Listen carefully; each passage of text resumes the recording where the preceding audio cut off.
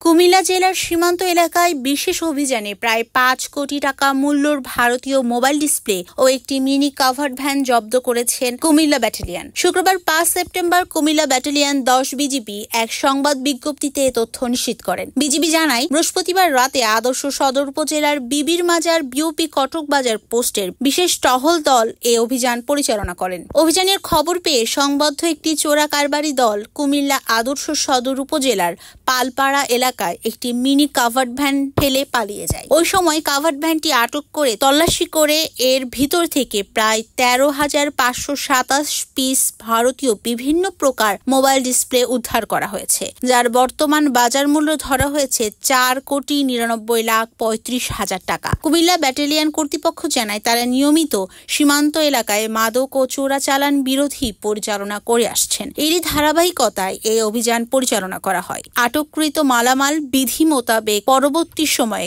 Customs কর্তৃপক্ষের কাছে জমা দেওয়া হবে।